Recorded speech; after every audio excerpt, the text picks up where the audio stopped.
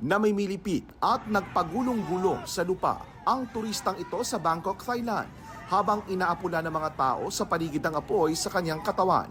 Isa siya sa 2 turistang taga-Malaysia na binuhusan ng thinner at sinilaban. Nangyari ito habang nasa labas ang dalawa ng isang supermarket. Agad na aresto ang sospek.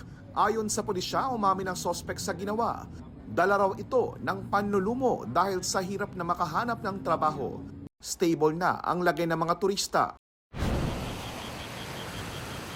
Binaha ang malaking bahagi ng Kagoshima Prefecture sa Japan dahil sa malakas na ulan. Ang ilang sasakyan nanuba o kaya ay stranded sa baha. Sa lungsod ng Kirishima, inabisuhan ng lokal na pamahalaan ang mga residente na lumikas. Habang sa lungsod ng Aira, ilang bahay ang nasira dahil sa landslide.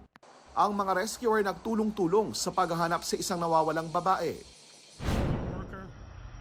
The helicopter blew up and fell and crashed that barge. Nabalot ng itim na usok ang bahaging yan ng Mississippi River sa Amerika nang bumagsak sa barge ang isang helicopter.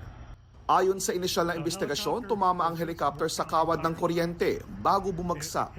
Ang tinamaan itong barge nasunog pero naapula rin.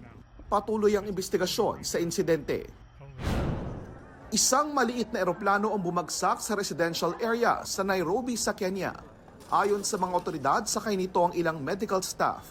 6 ang nasawi, 4 ay sakay ng eroplano habang nasa ground ang 2. Sa China, isang robo-taxi service ang nalaglag sa construction pit. Pinagtulungang masagip ang pasahero ng robo-taxi. Ayon sa isang saksi, may mga barrier at warning signs ang hukay kaya marami nang nagtataka kung paano ito nadaanan ng robotaxi. Para sa GMA Integrated News, JP Soriano, nakatutok 24 oras.